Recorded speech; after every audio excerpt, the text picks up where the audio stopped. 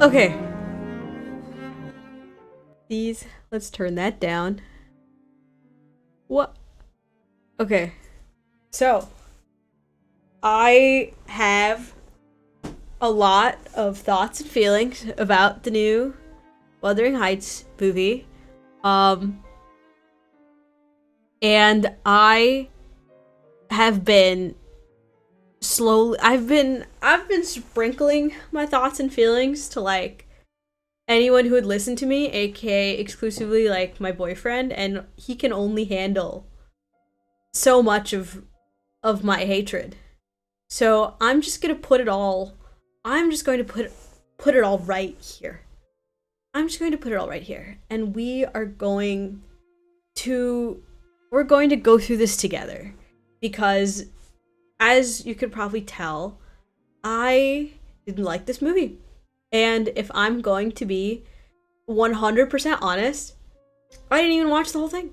Okay? In For the sake of honesty, I started watching the movie, got about 20 minutes in.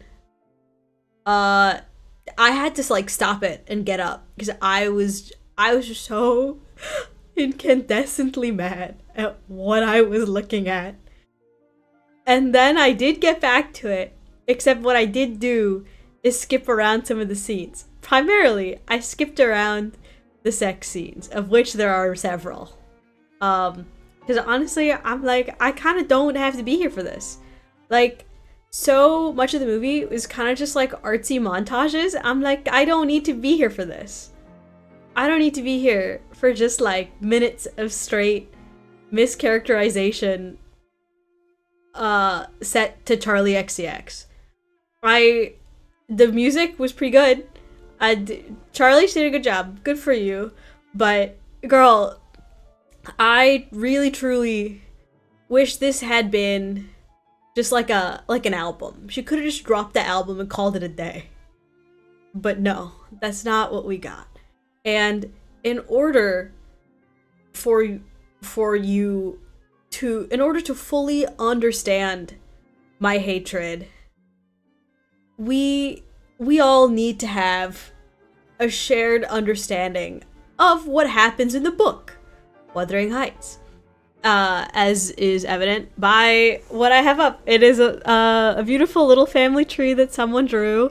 I put their Instagram handle in here too, so that it's easy to follow, because there are a lot of characters in Wuthering Heights and they all do matter in their own way.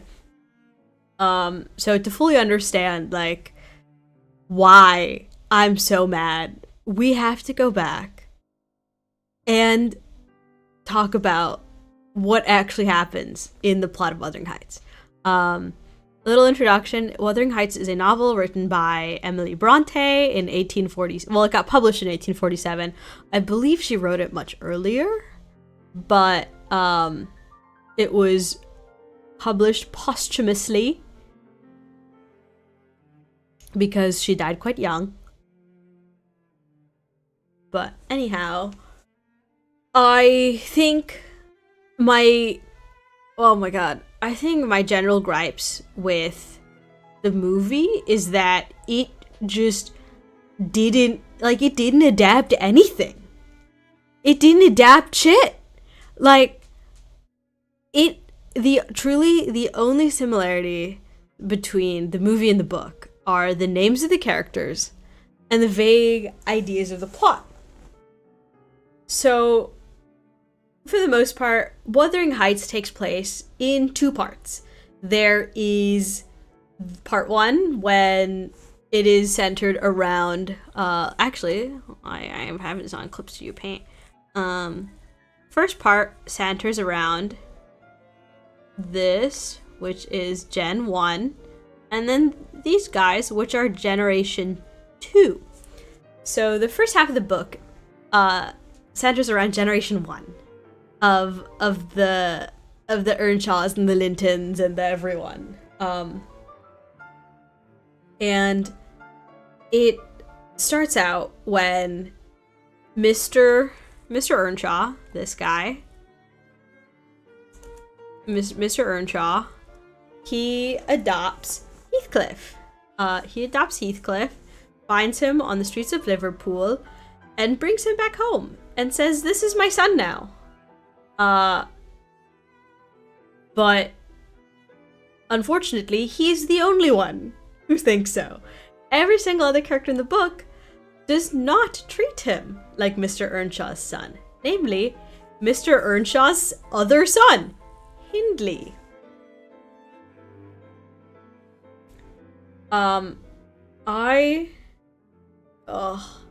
Okay. I initially just gonna explain the plot of the book. I think I will. I think I'll keep going. We'll keep going. Yeah. So Mr. Earnshaw adopts Heathcliff, but the problem is no one else treats Heathcliff like he is an adoptive son, namely Mr. Earnshaw's other son, Hindley, who's also Catherine's brother. Hindley treats Heathcliff like absolute garbage. In fact, most people treat Heathcliff like absolute garbage, including Catherine at first, because Catherine is a child. They're all little kids when Heathcliff is first introduced. Except for Hindley. I think Hindley's like in his teens. But everyone treats Heathcliff like shit, and namely, that is because Heathcliff is not white. Whoa. Yeah, that is because Heathcliff isn't white. I know this is a bit of, I don't even want to say controversial. I'm going to be 100% real with you. If you can get through Wuthering Heights and not think about race and not think about how race factors into this, not consider Heathcliff as non-white, if you can like if you can completely ignore that aspect of the story, like that's willful ignorance. And I have a lot of thoughts and feelings about how a lot of like Eurocentric white people can have like a level of willful ignorance that's kind of just baked in culturally that absolutely, like, truly I'll never understand it. I truly do not know how someone can read Wuthering Heights and not read Heathcliff as non-white. Like, the very first description you get of Heathcliff is he is dark-skinned. He has dark features. He is used, like, they call him racial slurs throughout the book. I don't get it. Like, the plot centers around Heathcliff being oppressed as an other. A lot of the themes of the book are centered around how Heathcliff is treated as an other. He is not one of them. He is not a white English person. That is why they treat him like shit. When he's first introduced, every other character calls him it. They don't call him a person. They refer to him as, what is that? What is that thing? What is it doing here? That's what they call him at the beginning of the book. Before he is, before basically Mr. Earnshaw forces people into recognizing him as a person. Because these are all, like, either gentry or people who have been raised in England. And again, it's not like non-white people don't exist, but this book is set very specifically at a time in which slavery in England is still legal. The book was published after the abolition of slavery in England. Actually, it was only published like 2 years after the abolition of slavery. So it's not like this was it's not like it was a long forgotten concept. But Emily Bronte very pointedly chose to set this novel in the early 1800s, back when the slave trade was still in full swing in England. And constantly used language to refer to Heathcliff as dark, as other, as literal racial. Like, I don't know how you read literal racial slurs. They call Heathcliff everyone calls Heathcliff racial slurs. Literally every single person. Every single character in this fucking book calls him a racial slur. referring to, specifically one referring to Romani people that we don't say. But the point being that, like, he is, every descriptor of him is, he is dark. He is, like, dark as the devil. He is, like, ugh. He, not once is he compared to anything besides, like, evil and darkness. And it's like, ugh. It's, like, so baked into his character. They call him things like Lascar, which is, like, a term for South Asian sailor, South Asian or Southeast Asian sailors. He's called, like, you know, at one point, Nellie, one of the other characters, speculates, oh, maybe your mother was an Indian princess and your father was, like, a Chinese emperor. Like, not once do they compare this guy to having white features.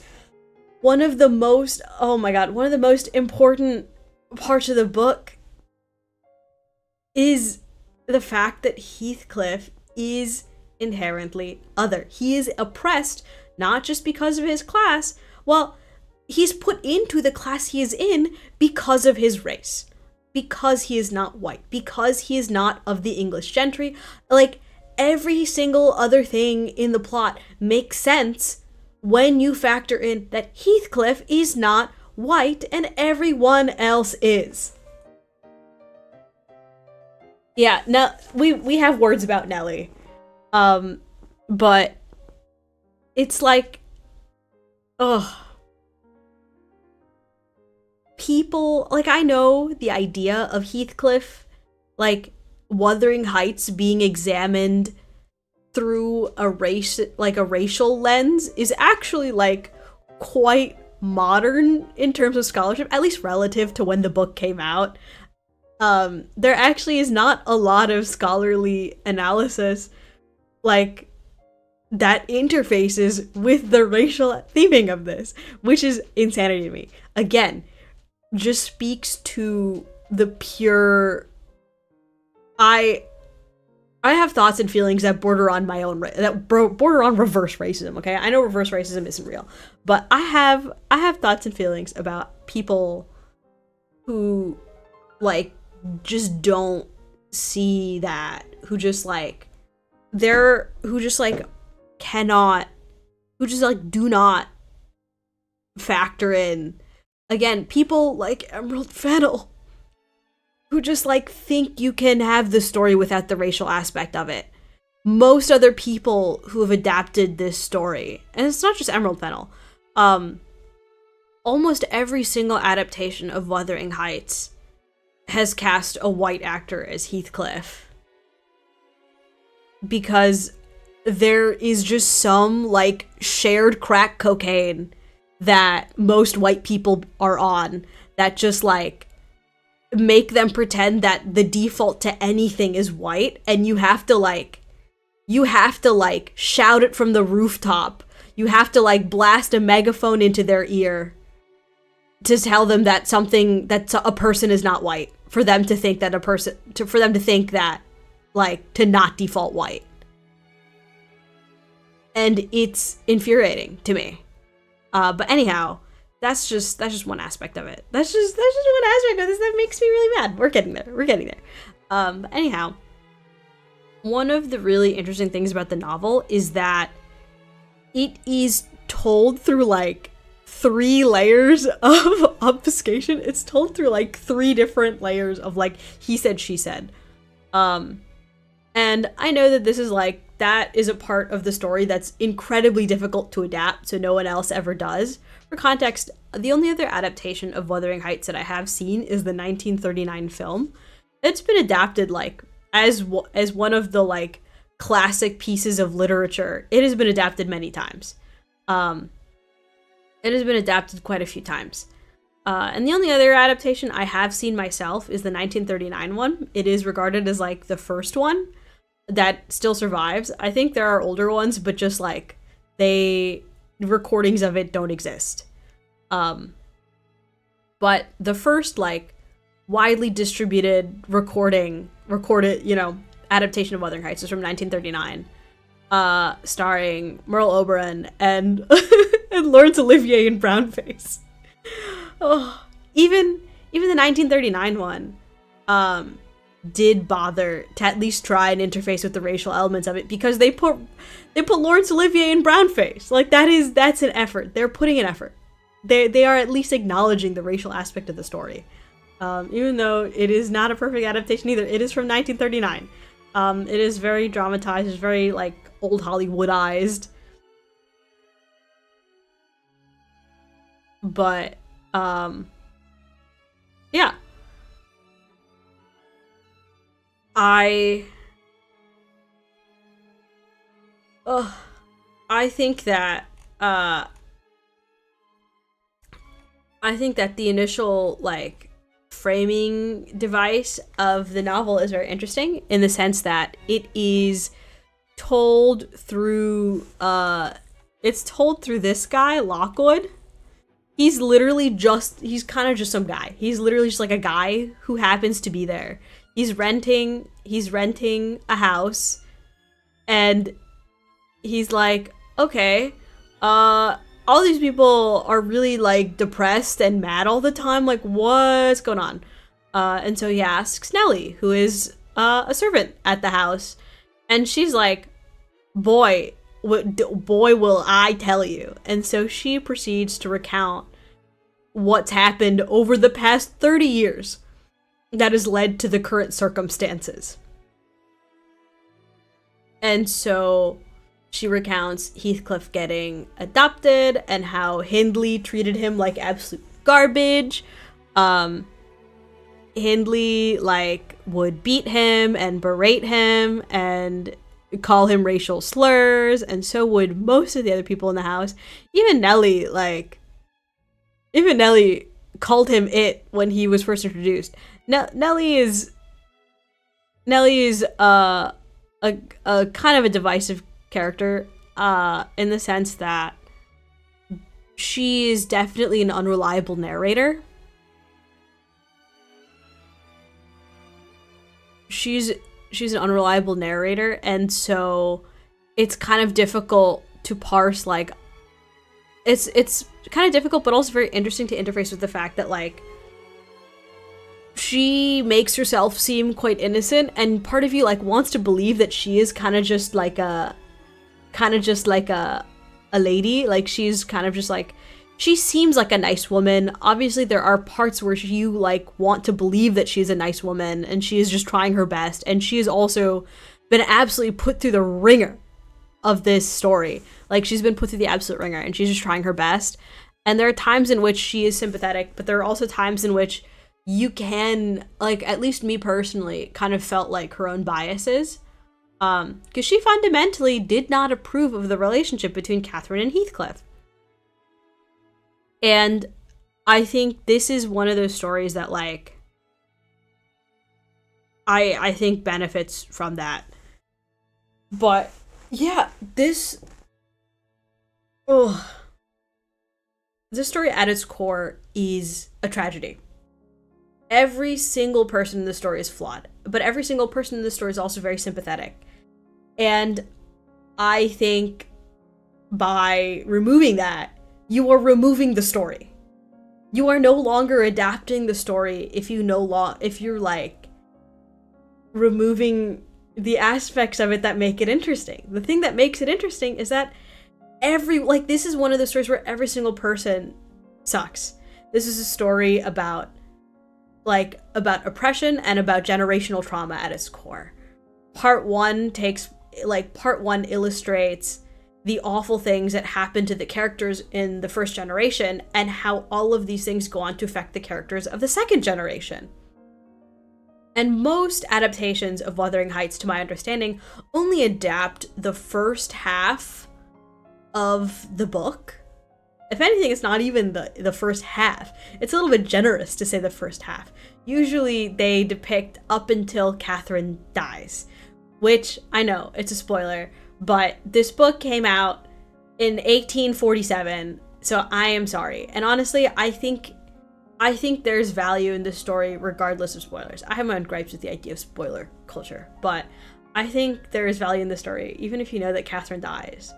Like, I think it's one of those things that, like, yeah, she dies, it's not even halfway through the book. She dies before the halfway point of the book. And so it's like, they only adapt the first half of the book, but a lot of the time it only focuses specifically on the relationship between Catherine and Heathcliff. So, getting back to that, after Heathcliff is adopted, the only person who grows to not treat Heathcliff terribly is Catherine. That is because Catherine and Heathcliff are about the same age, unlike Hindley, who is, I think, like 6 or 8 years older. And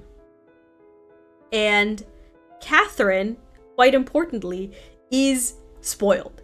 She, like, from the jump, one of the first things you know about Catherine is that she's a bit of, like, a spoiled brat. But it's almost endearing for her because she is young. She's young and she's naive. And one of the things that makes Catherine's character so endearing is that even though she is kind of a spoiled brat, she does mistreat a lot of the people around her, she still is capable of this, like, deep love and connection and care for the people around her, regardless of how they treat her, including Heathcliff. Catherine inherently kind of has a little bit of a chip on her shoulder, because even though the Earnshaws are in fact part of British gentry, like, they are landowning gentry, they own the titular estate, Wuthering Heights. That is their home. They own this estate, this land, this house.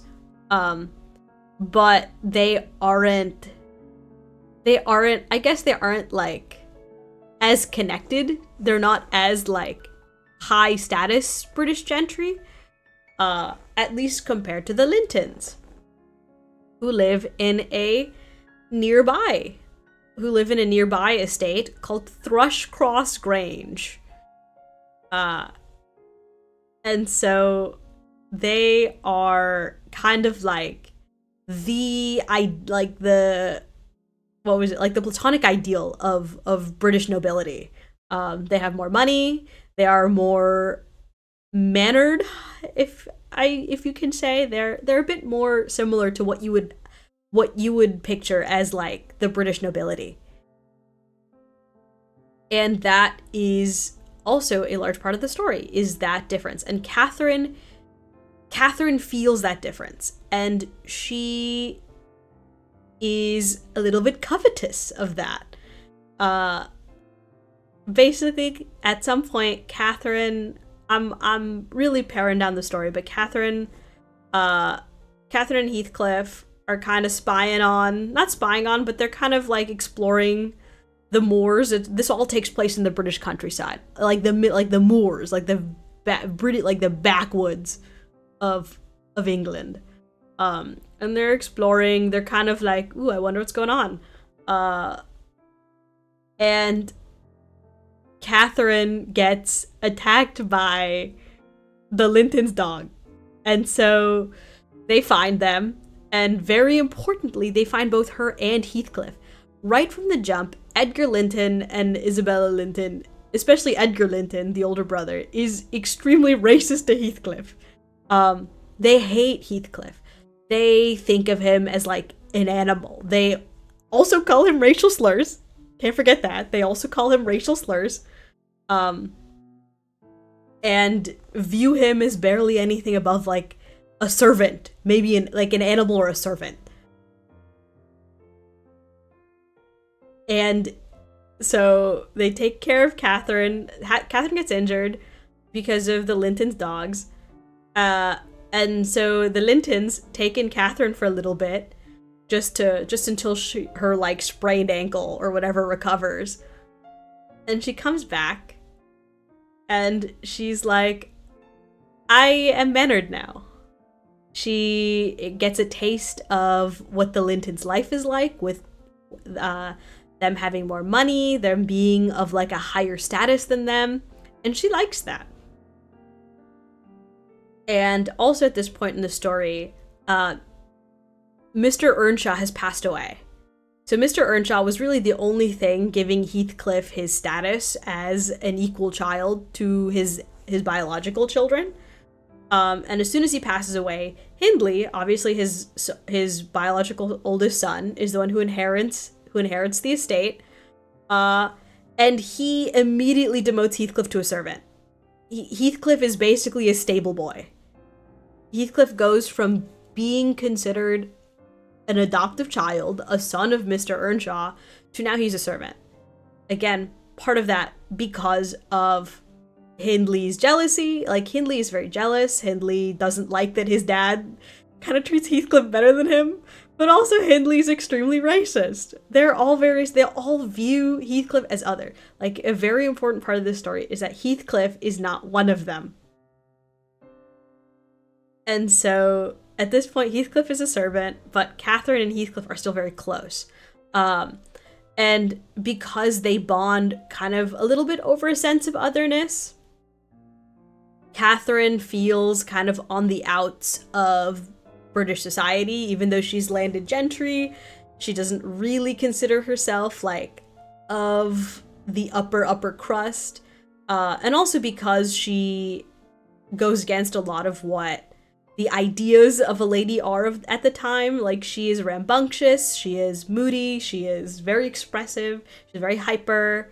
And that is not really like something that equates itself with the typical British lady. But that is one of the things that forms her attachment to Heathcliff. And also, she is also treated a little bit like shit by her own brother. But it's mostly because Hindley is very abusive and he kind of sucks. Hindley is an alcoholic and he kind of sucks. But he does marry, he has a son named Hareton. And so at least he's got that. But more or less, Edgar Linton, the son of the Lintons, Edgar Linton, falls in love with Catherine. Edgar falls in love with Catherine, he proposes to Catherine, and Catherine accepts his proposal. But Catherine herself immediately still, knows that this doesn't feel right. Because she knows that deep down in her heart, she loves Heathcliff. But she also knows that she can't be with Heathcliff. And that is where one of the most iconic scenes in the whole novel is. And that is when Catherine says, "I cannot marry Heathcliff as it would degrade me." Not only is his status that of a servant, he is also not white. And that idea of marrying someone who's not white is basically unheard of. That is you will have to give up your entire status. And unfortunately, Catherine, being a little bit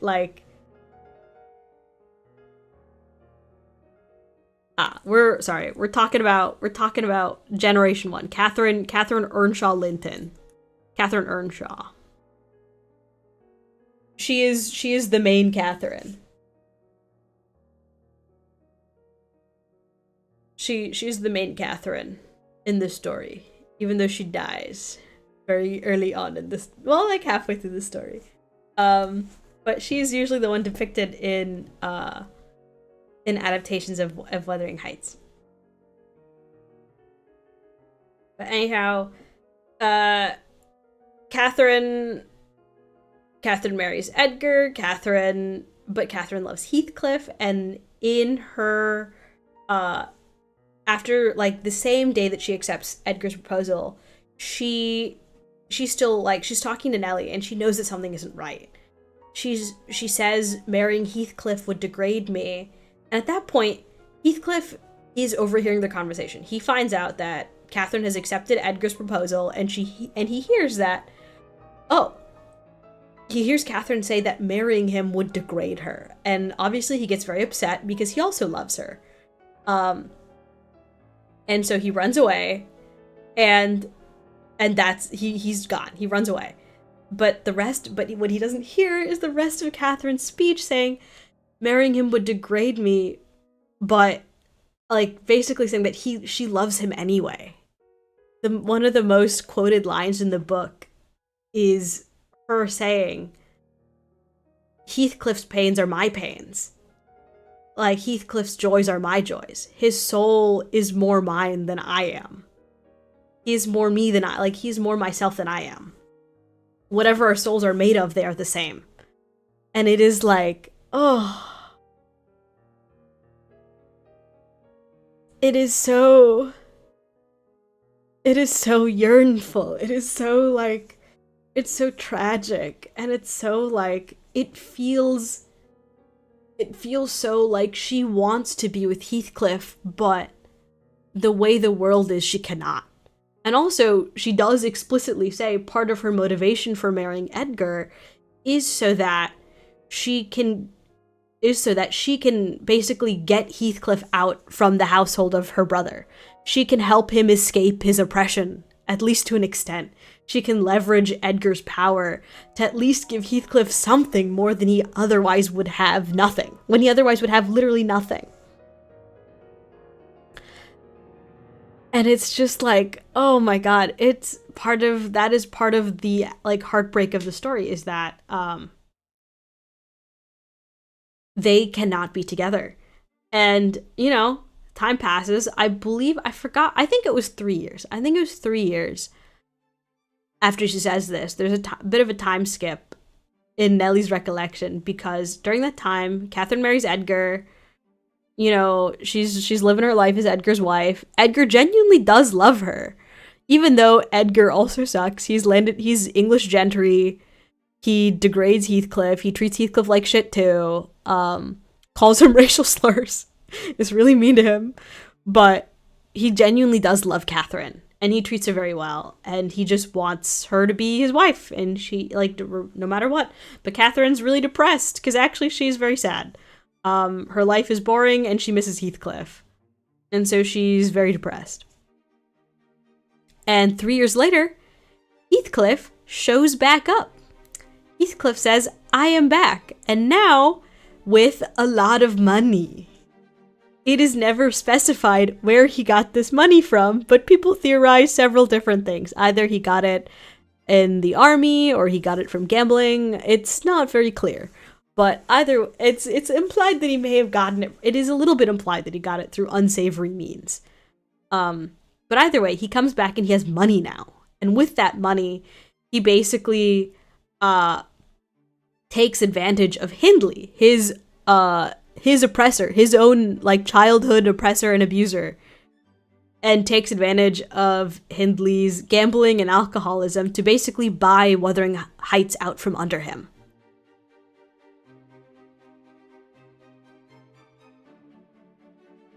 And so he does that, and Catherine's like, oh my god, Heathcliff, you're back!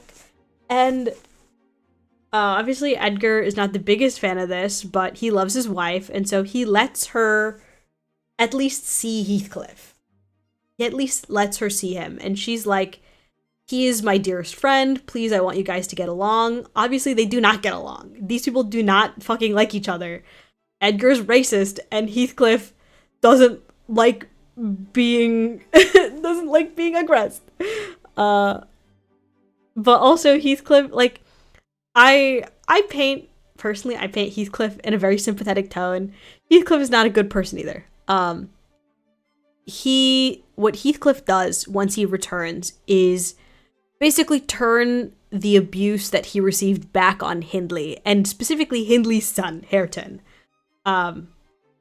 When Mr. Earnshaw initially dies and Hindley takes over and demotes Heathcliff to a servant, Heathcliff, at first, like, Heathcliff is initially treated like one of the other kids. He's getting educated with the other kids. He gets to live a life of general leisure and play like the other kids. But Hindley decides to take that all away from him. Heathcliff is immediately demoted to a servant. He no longer gets to be educated, and he's basically robbed of any gentility he may have. And so what Heathcliff does, once he basically robs Hindley of, I mean, it's hard to say robbed, because Hindley also kind of does it to himself. He gambles away his fortune, he takes out loans from Heathcliff, and Heathcliff uses that as leverage to buy out Wuthering Heights. And also, since Hindley is an alcoholic and very sick, Heathcliff also abuses Hindley. He beats him physically, he berates him. Again, his goal is to turn the pain done to him onto the person who inflicted that pain onto him. But part of his revenge is also inflicting that onto Hareton. So basically, Heathcliff takes Hareton, who at the time is a child, takes Hareton, kind of as his own in a weird way. Heathcliff in a weird way kind of takes Hareton as his own son, while Hindley is otherwise incapacitated because Hindley is a gambling alcoholic and barely has enough brain cells to do anything else. And Heathcliff demotes Hareton to a servant. Hareton is taken out of is no longer able to be educated.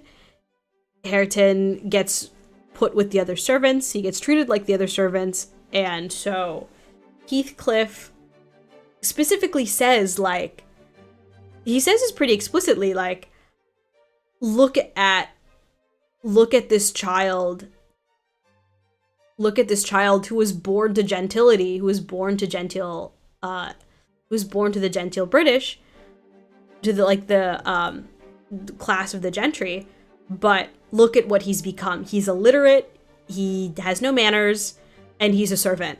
Because look at me, someone who is the opposite of that. While he is mannered, he has money, he has land now. But that is still not enough to get him power. That is still not, having money and having manners is still not enough to get him that power, because he is not white. Because there is a level of inherent otherness that he cannot get rid of no matter what he does, even though he desperately wants to. Heathcliff himself says in the book, like, if only I had fair skin and pale eyes and hair like the Lintons, like Edgar Linton does. And it, like, oh, and it hurts. Like, to me, genuinely some of the most heart-wrenching parts of the book, some of the parts of the book that made me feel the most viscerally, are sometimes when other people either say something about Heathcliff or he says something himself that is just so achingly lonely. And again, not excusing his actions, because Heathcliff does a lot of really heinous things. It's not excusing his actions, but like, it just, Heathcliff is my favorite character. Not in the way that I like what he does, but in the sense that he is the most interesting to me as a character. But yeah, Heathcliff's back. He's got money now, and he's still mad that Catherine has married Edgar. But he wants to, but he's back. He's got a chip on his shoulder, and he's basically just back for revenge. So after basically buying out Wuthering Heights, he has now set his sights on the Lintons. And so he basically seduces Isabella Linton, who is Edgar's sister. Isabella. So he basically seduces Isabella. She is also very naive. She's also very young. Very important part of the story is all of these characters are like under the age of 20. Catherine dies when she's 19. This whole story takes place. These are all teenagers. I think the oldest person probably like is Hindley, definitely, but Edgar is not that much older than Catherine. They're all quite young.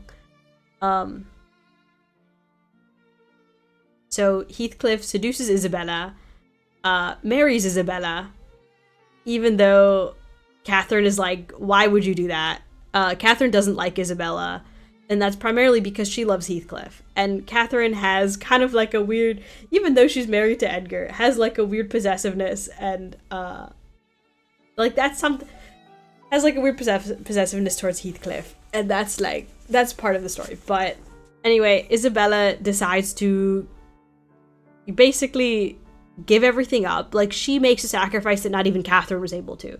She gives up her status and decides to marry Heathcliff because she believes that he loves her. Well, she kind of doesn't. Heathcliff does tell her that he loves Catherine, but he'll never actually love her. But Isabella is young, she's naive, she's seduced by Heathcliff, and she's like, nope, I'm gonna do it anyway. Like, Isabella is also a very flawed character. Again, every single person in this story is flawed. But ultimately, she is a victim because Heathcliff more or less uses Isabella as an outlet for his frustration towards Catherine and abuses her pretty severely. He, at one point, hangs her dog. And he berates her, he abuses her verbally, he abuses her physically. Isabella is literally writing letters to Catherine and Nellie being like, please save me, this is terrible. And Heathcliff tries to spin it as like, oh, she's just spoiled. She doesn't know what she's talking about.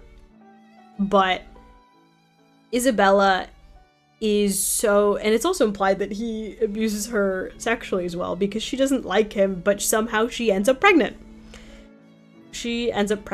And while she's pregnant, she has enough and she runs away while she is pregnant with Heathcliff's child.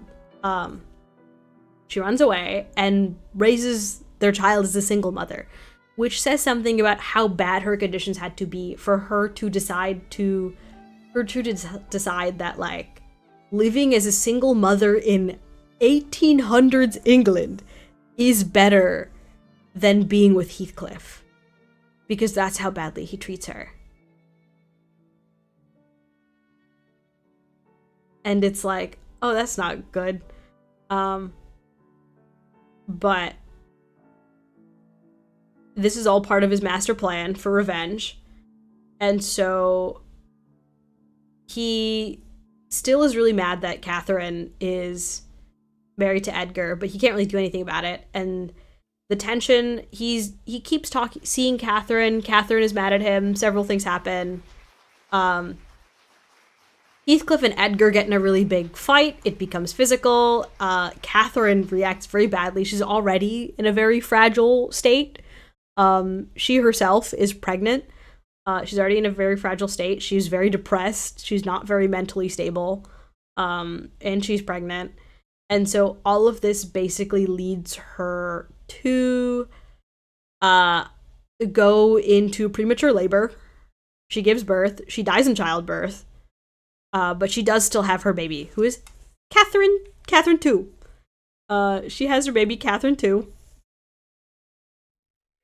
But she dies in childbirth. And Heathcliff, everyone's distraught about this. Edgar's distraught about this. Heathcliff is distraught about this. And, oh my god, it is just so... Like, I understand why people like love the romantic aspect of this movie. I really do. Because it's just like those parts of the story where Heathcliff is basically on his knees, like, at one point before Catherine dies, she says, Heathcliff, like, basically, Heathcliff, you killed me. You and Edgar, you have both killed me. And after she passes away, Heathcliff is like, if I'm the one who killed you, usually ghosts haunt their murderers. And so if you really do think I'm your murderer, haunt me. Please haunt me. Because it's better than to be left in a world without you. And it's just like, again, like soul achingly sad. And so it's just like, oh. It's just like so achingly sad that they have never, like, the circumstances of themselves and of the society, that they are not able to be together. I mean, it is a little bit like their character. Like, Catherine chooses not to be with Heathcliff because she decides to value class and money above her own love. And even she knows she's not sure if that was the right choice, but it is the choice she made. But it is also like, she couldn't be with him. She would have to give up literally everything to be with him, which is what Isabella did.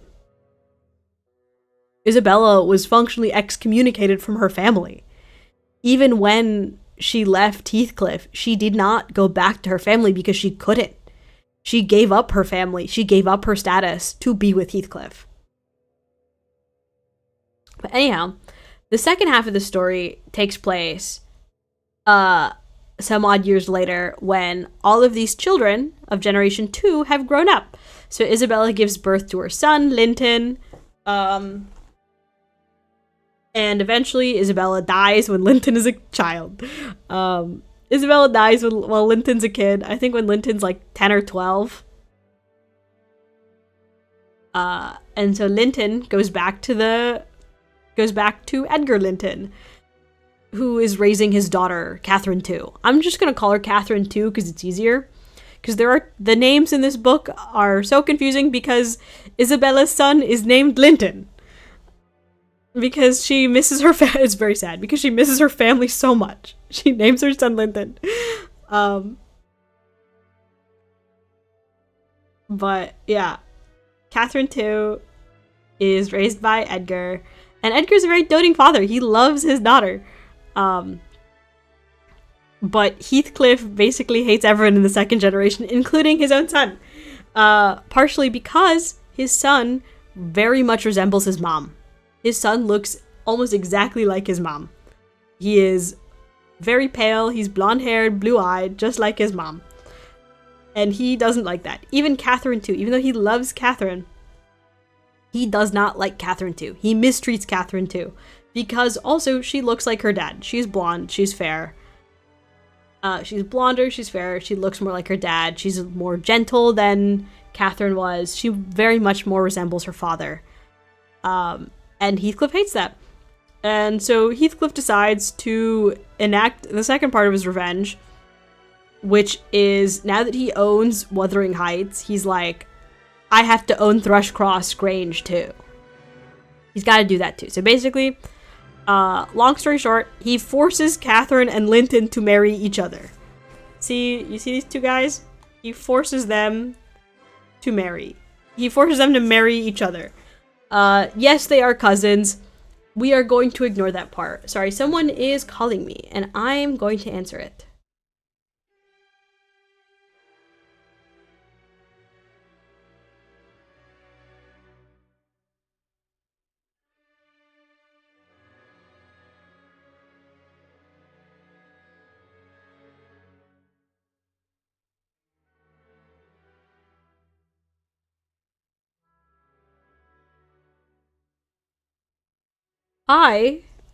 Oh my god, I got into this. I am not going to be able to finish this because my friends who are visiting are here much earlier than I thought they would be.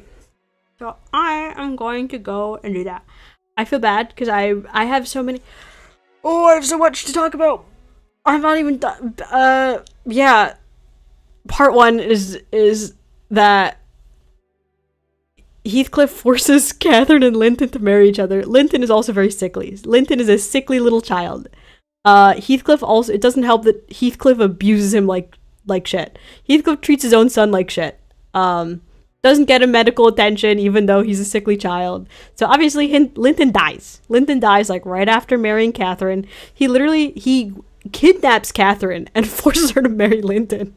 So that, and also at this point, Edgar is old and sick. Edgar dies. So Edgar, her dad, he dies. Goodbye, Edgar. Catherine's also dead at this point. Isabella is also dead at this point. Hindley is also dead. Francis died a while ago. All these people have been dead because they're the parents. Edgar dies, and so Edgar leaves his estate, Thrushcross Grange, to his daughter Catherine too.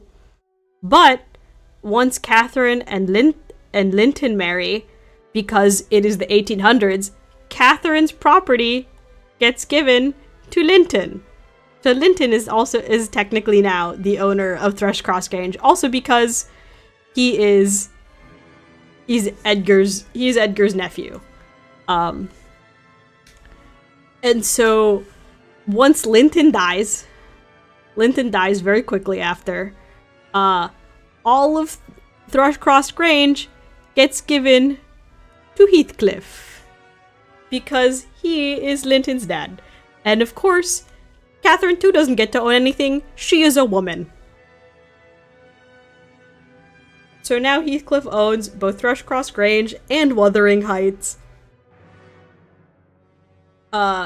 Destroyed literally every single one. You see all these X's. Heathcliff has single-handedly destroyed all of these people's lives.